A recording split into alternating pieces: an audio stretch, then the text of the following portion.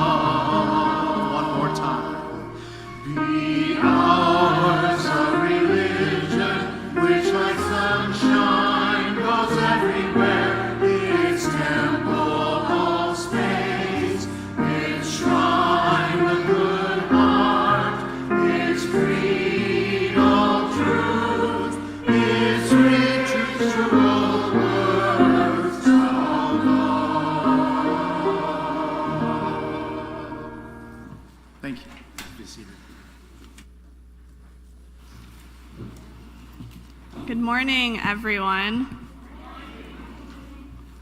Come in. Come into this place which we make holy by our presence.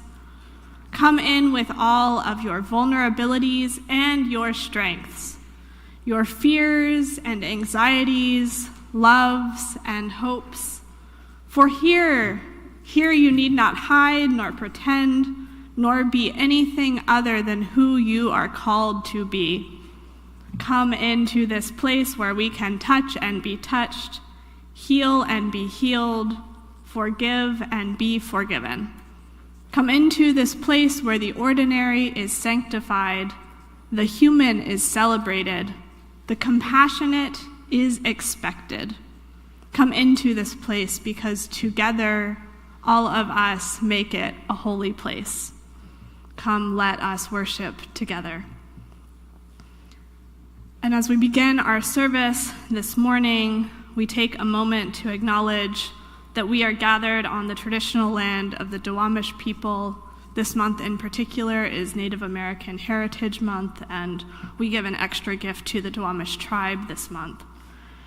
We acknowledge them as stewards of this land in the past and the present. With humility and gratitude, we honor this land and the Duwamish tribe, and we commit to our role in the story of repair of our relationship with this land and with its people. And whoever you are, wherever you have come from, whatever the color of your skin, whoever and however you love, however your body moves and your brain works, however you identify, you are welcome in this faith community. Our Unitarian Universalist tradition has no test of faith, no creed or oath to swear. We have instead the promises we make to one another, the commitments we make to healing a hurting world within and beyond these walls. Welcome, everyone.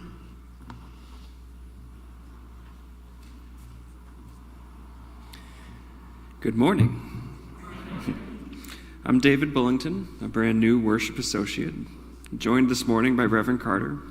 I'm thrilled to be here with you today, offering a service on the topic of cosmic love, our Universalist inheritance. If you are with us for the first time, or the first time in a while, we are especially happy that you are here. In the pew in front of you, there's a QR code to scan if you'd like to fill out our welcome form, sign up for our newsletter, or view the order of service.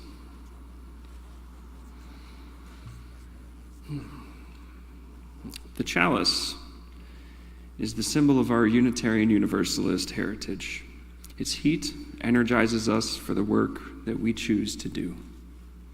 Its light invokes clarity for our vision.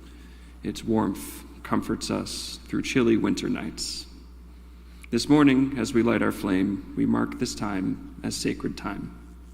We mark this space as sacred space. Our chalice lighter today is Sherry Porter. Now, as Sherry lights our chalice, please join me in speaking the words of our congregation's affirmation. Love is the doctrine of this congregation. The quest for truth is our sacrament, and service is our prayer.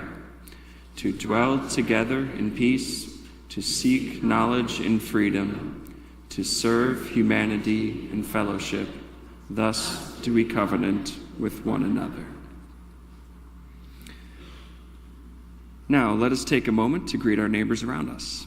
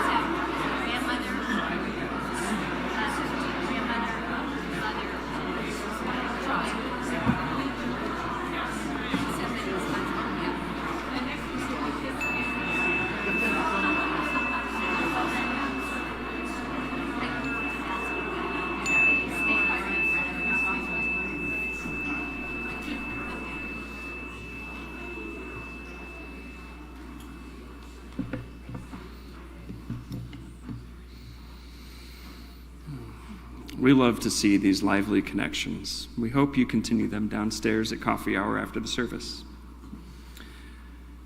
As is our community tradition, our chalice lighter has been asked to share a piece of poetry that is meaningful to her, so we can get to know her better.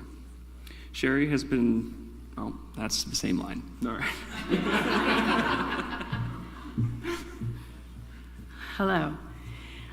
Hi, so I'm Sherry, and so my family gathers often for celebrations throughout the year. And my family is my partner, Shelley, and my son, Dakota, and his partner, Mira, who are currently, as I speak, loading a U-Haul van and moving into West Seattle, so that's fun, yeah. And then I have Devin and her husband, Riley, and they are in Arizona this weekend for a wedding, a friend of theirs. And then there's Sparks, who goes to NYU in New York City. So the new school, she goes to the new school in New York.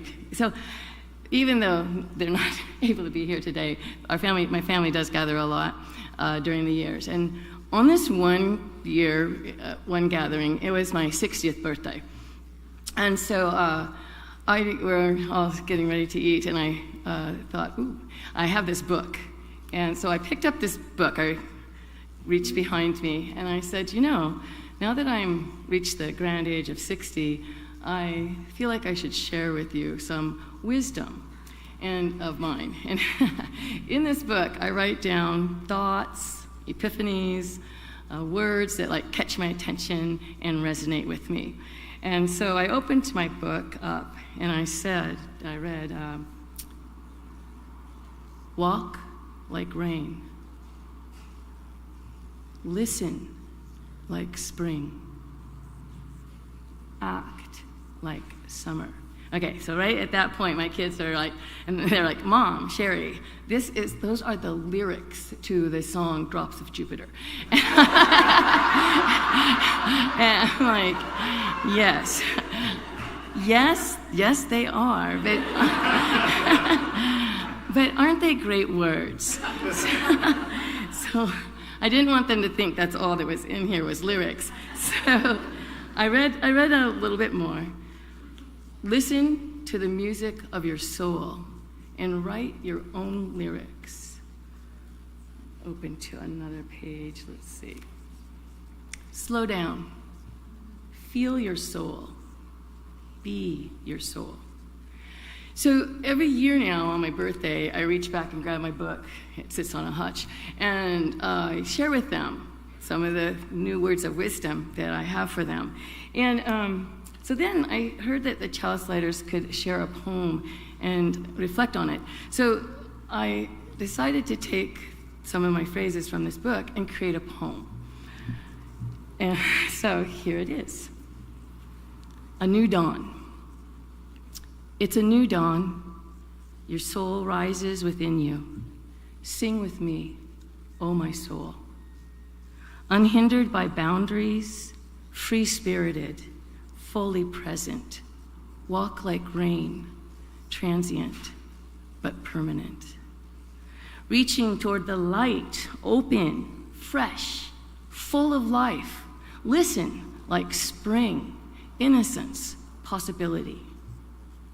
Birds flying high, sun in the sky, breeze drifting on by. Your soul soars. Dance with me, oh my soul. It's a new dawn.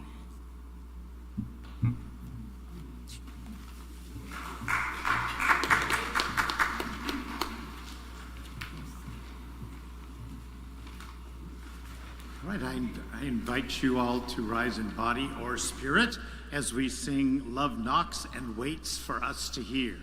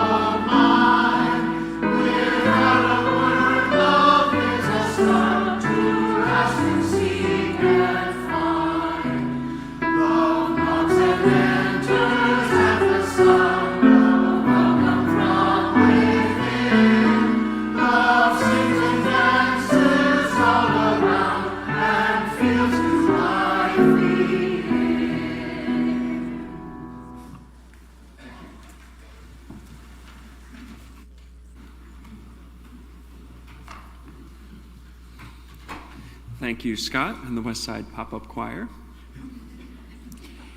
It is now our time for all ages, which will be led by Reverend Carter today. Anyone of any age who wishes to see or hear her better, please come down to sit on the floor in front or in the front pews.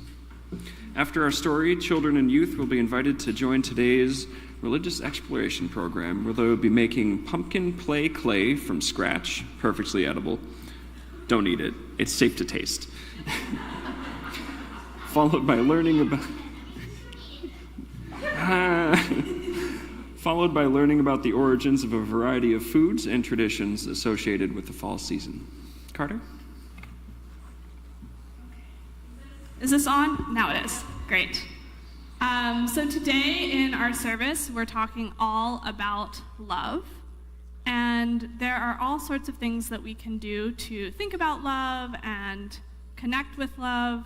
Have y'all heard of this before? You know about love, right? Okay. Do you know about something called an embodied meditation? Okay, so that's what we're going to do today. So it is, sometimes meditation, people will sit really still and just hold still and see if they can release all their thoughts. That's not what we're doing today. We're going to do a shared experience, and we can move around while we do it. And I will invite people to stand if you would like. This can be done seated very easily. But it's nice when we stand and move together. So that is your choice. So this prayer was written by someone named Reverend Annie Scott. And I'm going to walk you through it 2 times. We'll do the motions together. I'll describe them. And then we're going to do them quietly 3 times. First, maybe it's good to get some wiggles out. I don't think we wiggle enough in church. Okay. So we begin with our hands in front of us in prayer pose. This helps us to find our inner quiet. Then we raise our hands up high to open ourselves to the spirit of life and love divine. Next, we're going to bring all that into our hearts. Put your hand over your heart and affirm the strength of your inner voice.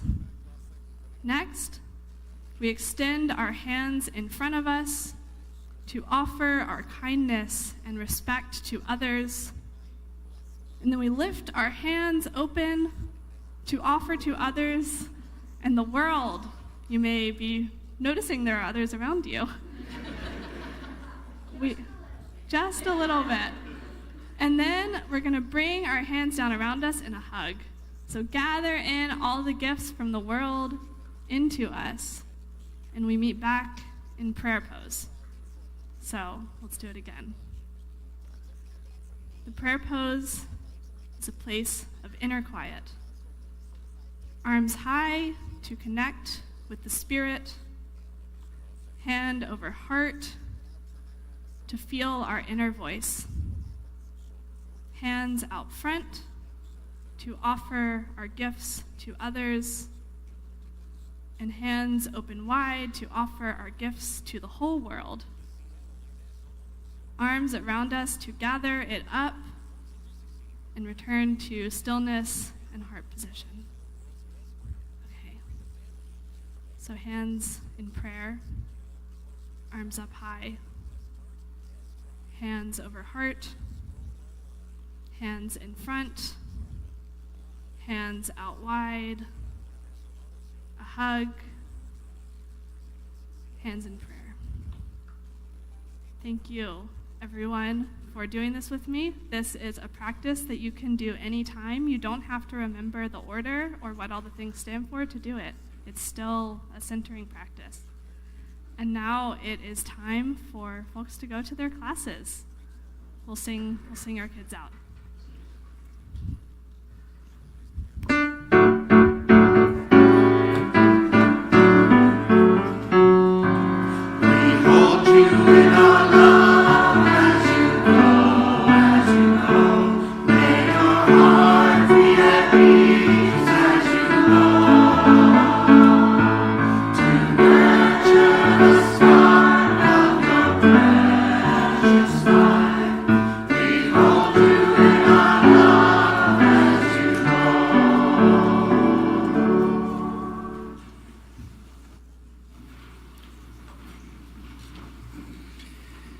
In a moment, we will share in our offering, a practice of generosity that sustains the work of this congregation.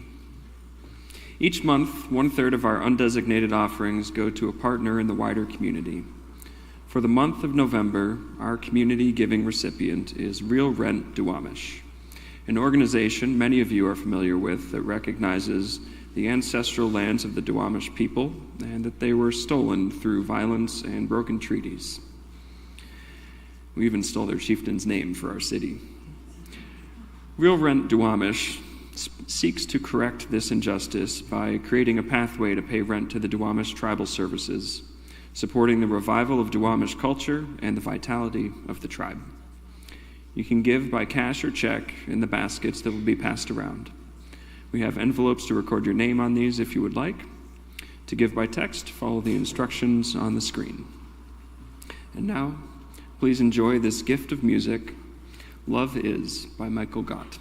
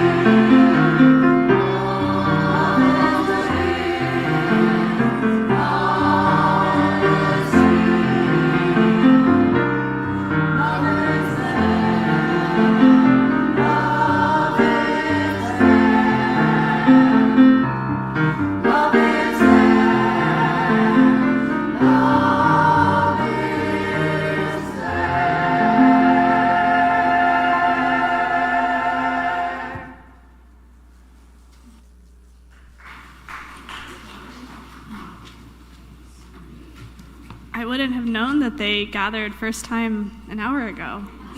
Did such a good job. We will now take a moment to make space for holding the joys and sorrows of our community.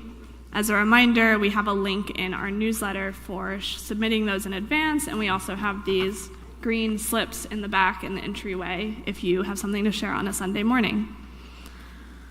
First, we have 2 joys from Gracie Bucklew. They write, "On July 15th, I had a microdiscectomy to repair a herniated disc in my spine. The surgery relieved me of an enormous amount of pain and significantly improved my mobility." This is wonderful news, Gracie. And also, I am moving to New York City after Christmas to live with my partner, Hannah.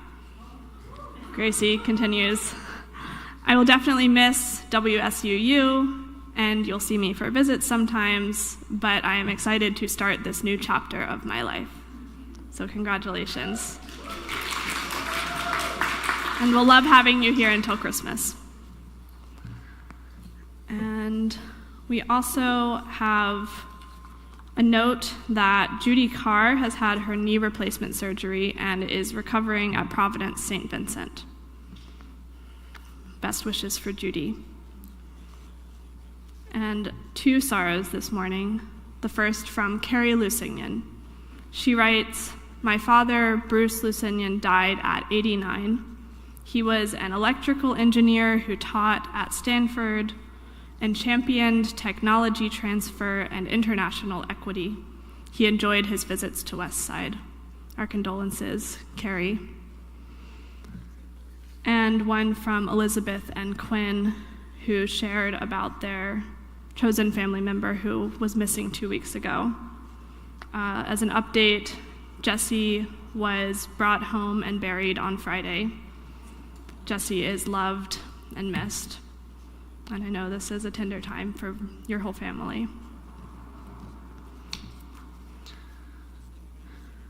We will take a moment to have some embodied ritual to name in our physicality in these stones all of the joys and sorrows of this community, those spoken and unspoken. During this time, if you would like to, you can approach our altar table from the side aisles, return to your seat through the center aisles, and come and place a stone in one of our water bowls. You may have gathered one when you came in. As you hold your stones, please take a moment to fill them with any prayerful intention, and as you place them in the bowl, feel what is in your heart, mingling with the joys and sorrows of this whole community. And we know that we have folks joining us remotely. Their joys and sorrows we acknowledge as well. And if you are joining online, you can take a stone or other sacred object and place it with intention on a table or altar beside you. Let us begin.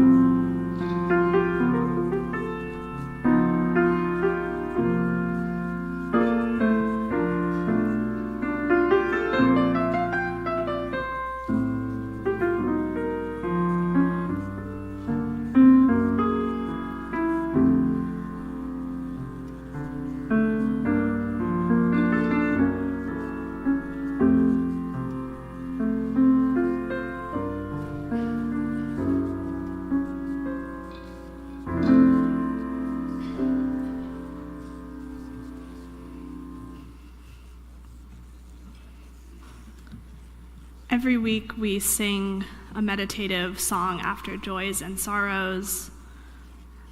Before we sing, I want to share a short passage written by the person who wrote this song about where it came from.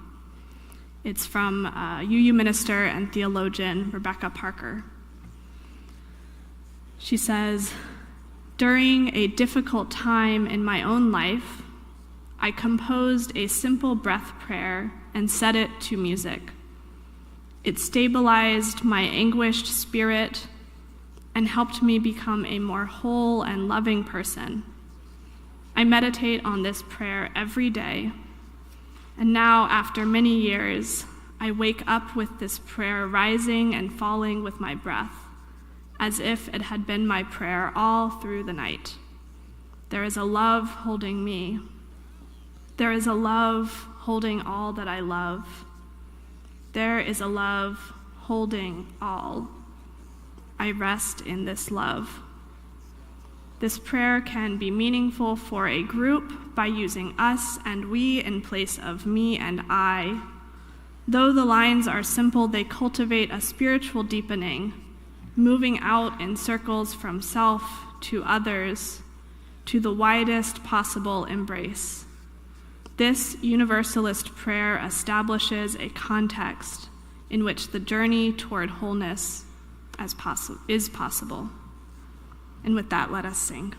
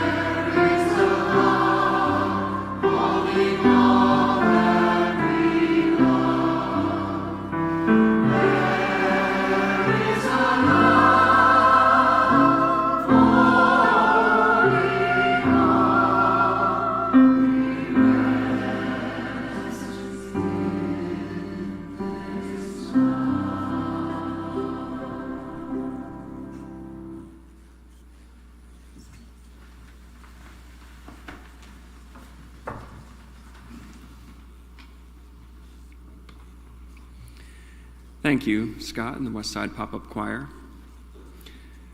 Now, I would like to share excerpts from thoughts from Dan McCanin, a great UU historian and thinker, along with some reflections of my own. He writes, "Historically, Unitarians and Universalists had different love languages. When Universalists talked about love, they meant God's love for humanity, or in more inclusive language, cosmic love as one of the building blocks of reality. When Unitarians talked about love, they referred to the human duty to express love to God, other people, and the world. There is much to commend this theology of love. Perhaps when we say love is the doctrine of the church, what we mean is that this is a place where we take all the feelings of connection and caring that come naturally when we are with our family and friends, and turn these feelings outwards to embrace the whole world. This is not an easy task. It is not about sending Valentine's Day cards to the whole world. It is about doing the work of feeding the hungry, sheltering the homeless, and confronting those who serve power or greed rather than love. It is about doing the work of calling one another to account when we fall short of love's standard. Disciplined and accountable love, rooted in both Unitarianism and social gospel, is an important part of the love theology I wish to carry into the future But it's not the only part, or even the most important part. If we all put the emphasis on our duty to love the world and on holding one another accountable, we imply that love starts with us. But it doesn't. We can love others only because we have first experienced love. I wish that we, as Unitarian Universalists, could tell a love story that begins long before individual stories, and even before humanity's shared story. I want us to talk about love as part of the fabric of reality. When someone comes into our congregations, I'd like for the first message they hear to be, "You have always been loved." Only after they've had a chance to really take that in would I want them to hear the corollary, "You are accountable to love other beings." "You have always been loved" was the core message of our Universalist predecessors, expressed first in theistic language and then in more cosmic vocabulary. Across the centuries, the message was always the same. God is love. Love is God. Love will triumph over all. For Universalists, human love was always in response to the love of the universe. At this point, McCannon goes on to talk about the omnipotence of love, doubting its ability to triumph over all, referencing ongoing racism, war, poverty. This is a point where I disagree, personally. I believe that the limited view we have as humans prevent us from truly grasping the full picture. We are a speck of sand on the shore. It is easy to mistake our surroundings as that of the desert. One of the promises of love is free will, to allow each person to make their own mistakes. You can be told that fire is hot and will burn you. But how do we understand that fully until we are burned? Personally, I believe in multiple lives. Souls coming in and leaving as they grow through experience each life. In this life, we may need to learn that racism hurts all, the victim and the perpetrator. And we may need to learn that by baking in the apparent desert. But love is allowing us the power to choose to bake or to choose to allow the tide to roll in. In this view, I know that love will triumph over all. It's just a matter of time. McCannon goes on to say, but if love is not all-powerful, it is still, I think, the ultimate source of all power we have. Love creates, hate destroys. Cities and gardens, forests and flowers, even our own beating hearts are made of love and by love. The love story began long before we were born, and it will continue long after we are gone. So when I say love is the doctrine of this church, I mean that I come to church to be reminded that I am part of the love story of this universe. I come to be embraced by the music we share every Sunday and enchanted by the flowers we share during flower communion. I also come to join others in transforming the world with our liberating love. But that will be possible, I'm pretty sure, only if we first let ourselves be transformed by the world's liberating love. Overall, I love McCannon's message of love being the essential building block of this world. This message is echoed through myriad teachings across faith communities around the world. There is, however, an important piece missing from many of them that I would like to share here today. In order to be of the greatest service to others, we must fill up our own cups first. Showing up at 15% energy to help correct injustice won't get you very far. From my own spiritual teachings, I would like to share practical steps to take in order to fill up your own cup with love. My teacher breaks everything down into ingredients that have physical and energetic components. Love has 4. First, be beautifully connected to who you are. There should be qualities of yourself attached to stories that you can tell that bring you to tears when you think about them. Second, you must embrace the good and bad within. All apparent imperfections are actually part of what makes you lovable. We don't want to be around perfect people because they make us feel less, smaller. Embrace your quirks. Third, you must show up as your authentic self 100% of the time. I know this is a big one, but the good news is that it's not an all or nothing equation. Gains can be accomplished by slowly stripping away the mask that we are taught to wear for the benefit of others. Finally, we must know and feel that we are special. We must be connected to the indisputable fact that there is not a single person out there that has all of the exact personality traits and experiences that we have. Through this unique combination, we must know that we each have something within, a special gift that we can share with the world. I challenge you to fill up your own cup with love and see how your life changes when it overflows into the world around you. It is truly a magical journey to embark upon. Thank you.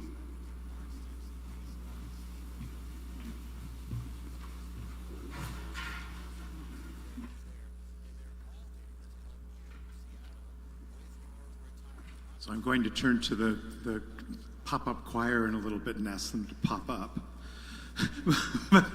but first, I want to invite you all to be part of our pop-up choir, but you don't have to pop up. You can stay in your seats as we're singing this. And we've done this before in church, so you may be familiar with this, but the song is called Love is Love is Love is Love by Abby Bettinas. And we're going to invite you to just sort of sing this mantra part.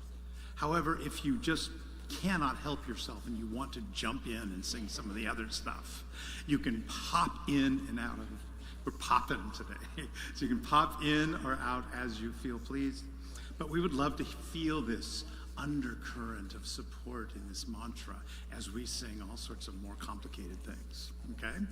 And then at one point, Christina Darnell will step up and sing this Ubi caritas et amor. And that's where there's love, love is love, okay?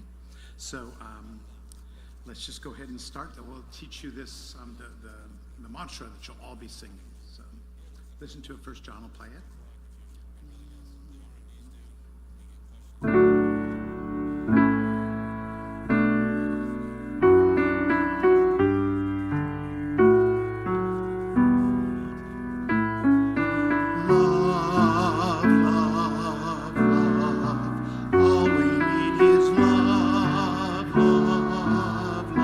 All we need is love, love, love.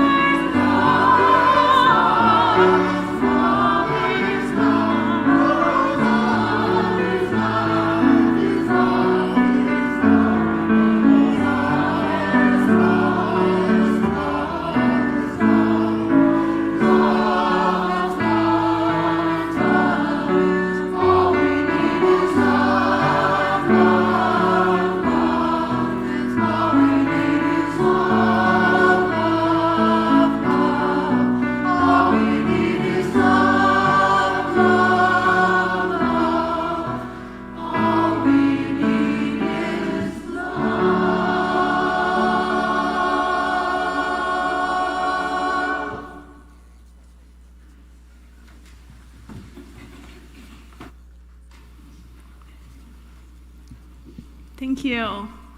If this is your first or second time with us, we talk about love a lot here. This may be a record for how many times we can say the word in one service. But I thought we'd take today and just dive in and just talk about love, love, love.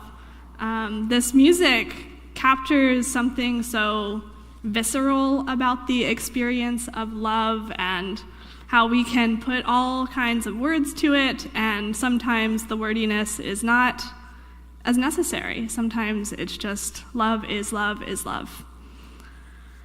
I hope you will receive this music as just as much of the message for today as you receive mine and David's wordiness. I am going to also spend some time talking about what many Unitarian Universalists mean when we talk about love, historically and today, but I want you to trust, as I trust, that there is a place in you that already knows. For some context, this is the first in a 3-part worship series, Love at the Center. This phrase has become a special grounding statement about who we are as UUs. It has become popular in recent years, and it's also not new at all. It has deep roots within our specific tradition and many connections across many traditions. Over the past couple of years, we have had a lot of conversations about how we define ourselves as Unitarian Universalists. These have been happening in national gatherings. And our Unitarian Universalist Association president, Reverend Dr. Sophia Betancourt, she is more of a theologian than an administrator. She didn't expect to be president. She put out a call for contributors to a book of essays on UU theologies of love. So that's this book. It's awesome. I've been reading it over the past 8 or 9 months.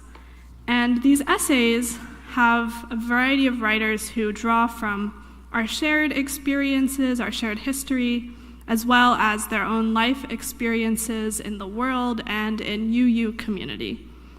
They are articulating their understanding of what we mean when we say we put love at the center. There is diversity in this book, and there's a lot of commonality across the essays. They all call us into a deeper and more clearly articulated faith centered on love. Sometimes it's good not to assume we're all talking about the same thing. So this morning, I'm going to share some of the ideas and stories from this book so you can benefit from some of its wisdom. And next time we gather, we will be joined by a colleague of mine, Reverend Nancy Reed McKee. She is a retired parish minister and currently serves as a staff member with the UU Justice Network of Washington. She will talk about what love at the center means to her, and will specifically speak from the lens of her work with the Pink Haven Network. This was the organization we donated to last month that is supporting transgender people in the community, or the wider human community, who are having to travel to places that are safer for them, including Seattle. So she's doing really important work, and we'll talk about that. And then on December 14th, we are making space for some of you to come into the pulpit and talk about what love at the center means in the context of this community life. We have a couple of people lined up. We're going to talk about our right relations work over the past few years, about the impact of creating our community covenant, which was finalized last year, though it will change in the future. And so this is the invitation. If you have a story you would like to share, maybe a testimony about covenant, community, love in this context, please let me know, because we do have space in the service. And then in between, on the first Sunday in December, we have our Spark Sunday fellowship gatherings every month, and the first Sunday in December will be also focused on this, and it's just a time to connect about these topics. So this is love time, but today's the day that will be a little bit more broad and nebulous. So let's get into it. Have you heard it said that the English language is limited by only having one word for love? We use this word to talk about so many things, from the chemical highs of romantic passion to feelings of deep and steady companionship and familial ties to material things we really, really enjoy. We often compare ourselves to Greek, which has words like eros, philia, and agape to separate out these types of love, to help them be a little bit more descriptive. And Greek is not the only language. The Semitic languages of Hebrew and Arabic make distinctions between general love, rooted in covenant and mutual responsibility, and a deeper form of compassion, maybe a translation would be mercy, which is much more associated with the divine.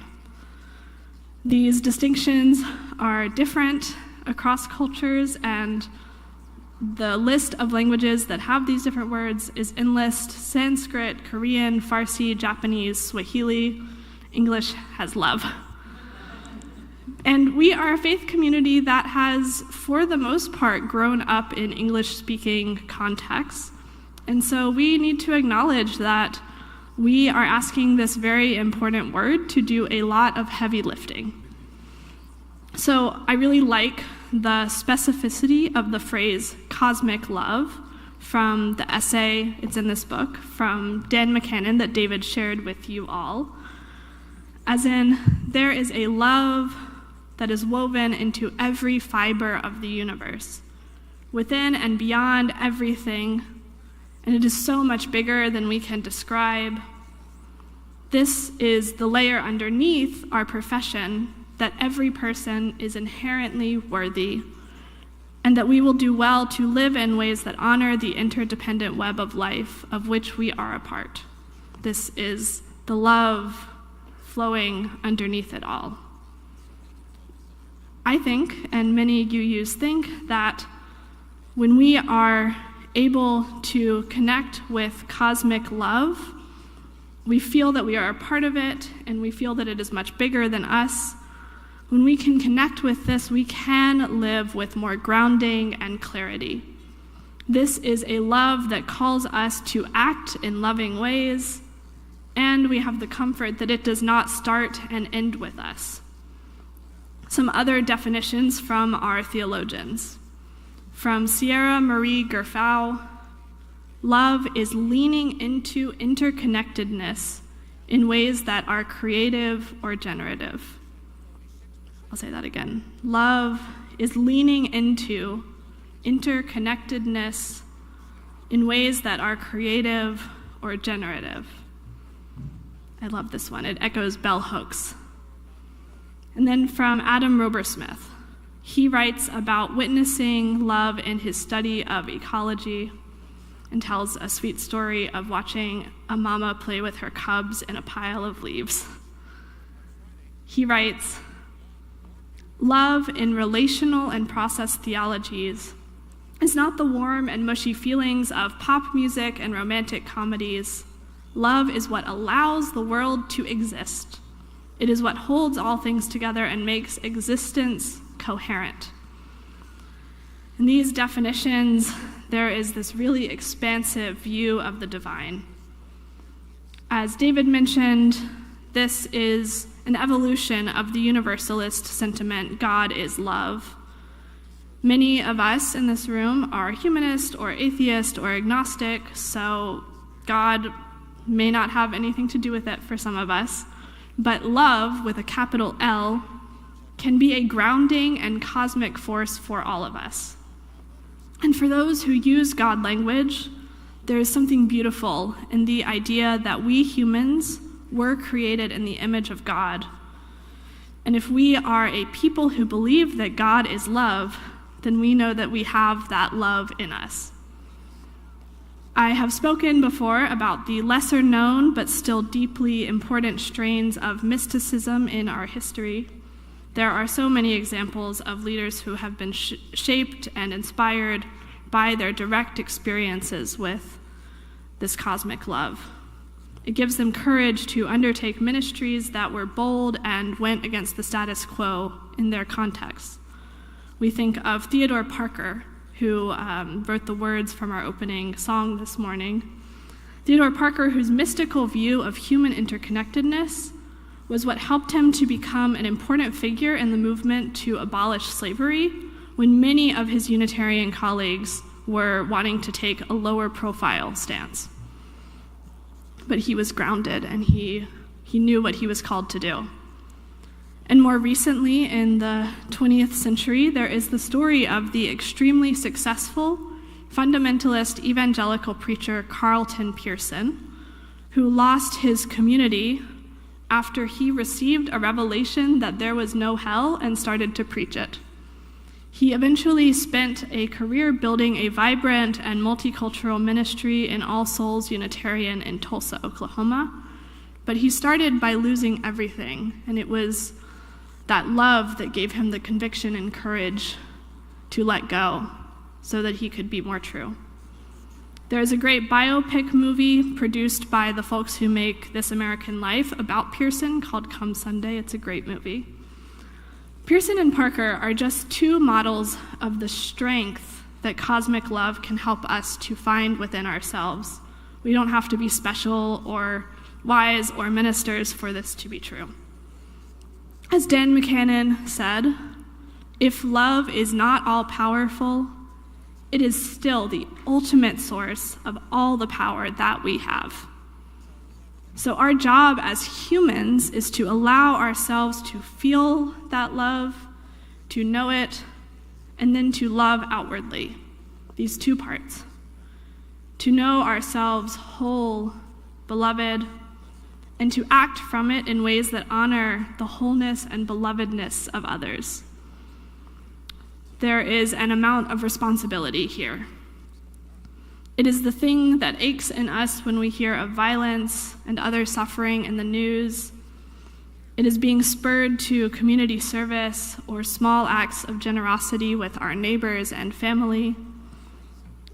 We have this seed in us that wants to care for those around us, especially when we see others in pain. And sometimes love is hard. In fact, often it is hard. It requires of us a certain amount of bravery. Reverend Sophia Bettencourt tells us this when she writes, "The love that lives at the center of this faith is very simply the love that abides. It is a love that expects nothing less of us than the rebuilding of this struggling world." And many essays in this book cover the challenges of this.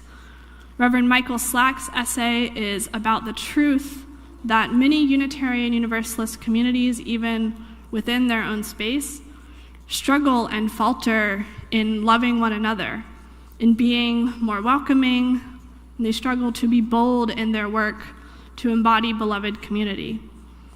There is this longing we are naming when we say we put love at the center, but the longing doesn't mean we have done it perfectly. Sometimes we keep ourselves in the realm of buzzwords. And we know we live in a time when the world around us is shaped by systems of oppression, shaped in the image of oppression. And sometimes we do not get it right when we are trying to create communities shaped in the image of justice and inclusion, because it is something new, it is something more real and more difficult. So how can we as Unitarian Universalists lean more fully into living love, being honest about where we fall short? How can we be more bold and decisive? This is Michael Slack's challenge. How do we move from longing to fully living into what is truest and best about this faith? I think that there are small ways and big ways every single day that the people in this room are taking risks and being courageous for the sake of love. I have seen it in my time here just within our community space, and I know you do this in your lives and try to practice this. And I bet for each of us, there are ways we can do better because we are imperfect humans. Like we can always be relinquishing privilege and safety to be part of justice movements, and this is a calculation that must be made anew constantly. We need to acknowledge with humility that we live in a time when just getting by means that we face myriad ethical dilemmas each day. And we need to give ourselves some compassion for that. We see these challenges and we commit to do the best we can, and we try to learn more, and when we know better, we try to do better. And this shows up in interpersonal conflict. It's not just about these big systems. Love may ask us to really show up to a situation that has been a source of pain. Love asks us to show up with an open heart and listen to another person, to risk sharing authentically of ourselves, and to hope that we can both be changed by what is shared. This takes so much bravery, especially when you don't know the outcome. It is some of the most challenging work, and yet when we do it for the sake of love, and people in this community have been practicing that. Whether it's reaching out and having that hard conversation with someone you care about, or giving up time and resources to help someone in need, we are trying our best, and life gives us chances to practice every day. And we have to remember, it is not all up to us. We come back to our spiritual lives as a place of renewal and centering. Spirituality, connecting with cosmic love. I'm sorry if you're atheist, I hope you can translate. Spirituality is a place of renewal and centering. We all have these places that help us find our strength to meet the challenges of our lives. And let us begin with being grounded in the love that is holding us all. This is why we sing these words every week. One last passage from the book. This one was written by Reverend Ashley Horan, organizing lead of the UUA, whose essay was about how connecting with Universalism helps her justice work. I quote her a lot when she's the one who says that we all have to take shifts for the revolution. This is the same writer. My own embodied experience tells me that Ballou's assertion, this is Hosea Ballou, a Universalist person in history. My own embodied experience tells me that Ballou's assertion that love is the life and happiness of the soul is true. For me, there is a physical sensation of love that is fully in alignment with both the cellular level of my own being and the cosmic level of the universe. I think of the first exquisitely overwhelming moments when I held my newborn babies to my sweaty chest after they struggled through birth into this life. I think of the breath hitch of awe I feel standing on a pine-covered outcropping, overlooking an expanse of open wilderness water in the North Woods. The pulsing energy of thousands of voices raised in song and chant during a march or direct action, when change feels not only possible but unstoppable. At these times, I feel what I can only describe as the physical equivalent of the sound made by a full orchestra, playing the soaring final note of a glorious piece of music. When the frequencies of each of the instruments resonate in a harmony so perfect, all those who can hear it transcend together. When I experience this full body sensation of alignment with the frequencies of love, I find myself so clearly knowing this feeling. This is what I was made for. This is what we were all made for. And so to close, I want to invite us into another moment of meditation, practices that can help us get grounded in our own connection to cosmic love. I can't, in this moment, place a newborn baby in your arms or take you to the wilderness, but I want to remind you that the frequencies of love are everywhere, always. Feel free to check in with your body for a second. Maybe you feel the need to stand. You don't need to. Maybe sway a little bit. Just feel what it feels like to be here and now. And I invite you into a place of relative stillness. Do you feel that place in the center of you, that home that is always there? There is an anchor in your core. I hope that you trust this anchor. This anchor grows from and is rooted in the earth. Can you feel your feet on the ground? Feel gravity here, holding you to this precious earth. Now I invite you to feel for a second your back side. Can you feel the ancestors behind you? You come from a long line of humanity, both by blood and by spirit. This story did not begin with you.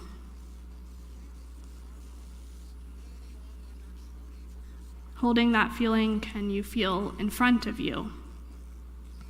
Imagine the generations that will come after you. Feel what it's like to have a place in this chain. Know that what you pass on matters. This story doesn't end with you. Feeling your front and your back, can you also feel your sides, your width? Feel the power you have when you take up space, when you move shoulder to shoulder with others. Energetically expanding out from your sides, can you sense those around you and your inherent connection to them? Last, can you feel the space above your head? There is a vast cosmos up there that is as steadfast as the ground beneath us. You may reach your crown up. Remember that you have connection to this source, to wisdom and insight, great mystery. Can you just feel this for a moment? How much of that can you feel all at once? Your core, your grounding, your front and back and width and height, and in the air that connects us all. You are here, whole as you are, made in the image of love. Let us just feel this quietly for a moment.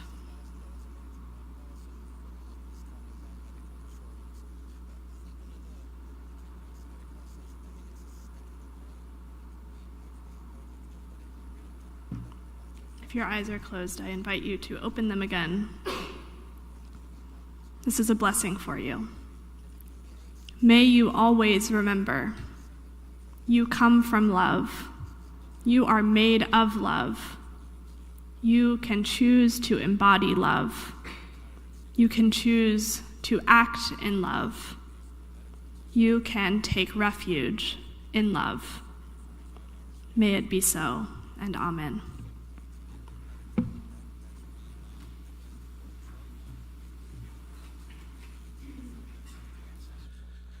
I invite you all to rise in body or spirit as we sing "When Our Heart is in a Holy Place."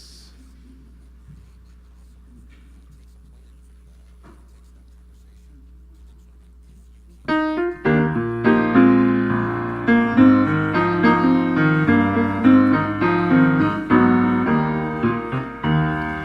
our heart is in a holy place.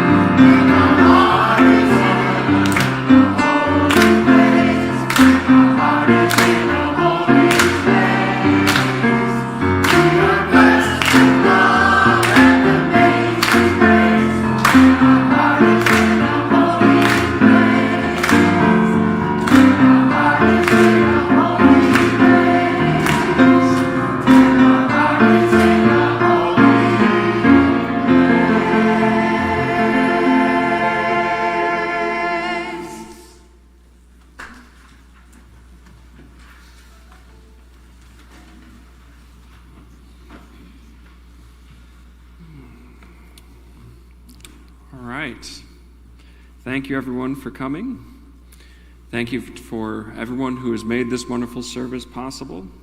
Scott Farrell and the Westside Pop-Up Choir, John Henson on piano, Reverend Carter, Sherry, Nate Mesnard and Sarah Deppy up in the tech booth, ushers, hospitality.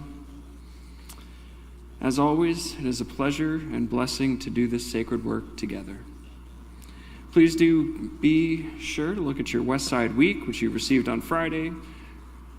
After the service today, there will be an opportunity to learn about becoming a member of Westside. Please join Reverend Carter, Steve Finney, and Laura White in the fireside room at noon, back behind the hallway behind these doors. Refreshments and childcare will be available. If you've gotten to know us and feel aligned with our values, please consider taking the next step and becoming a member of our growing congregation. Exciting news, our 2026 auction team is in place and getting ready for our Love in Action online auction. That's a little wordy. February 1st through the 7th, and Love for the Win finale party on the 7th, Saturday. Shelley Webb and Judy Finney, co-chairs of our 2026 auction, will be staffing our auction table downstairs in the social hall and invite you to swing by and begin thinking about donations you might want to offer this year. We'd love to see you. Next week, we'll have the third Sunday all-congregation RE Weaving Connections, where we will craft and write holiday cards for our partner UU Church in Transylvania. Our next service will be on the 23rd on the topic of Centering Love, Collective Liberation, led by Reverend Nancy Reed McKee and Liz Bucklew as our worship associate. Please rise one more time in body and or spirit for our closing words. These are by H.P. Rivers.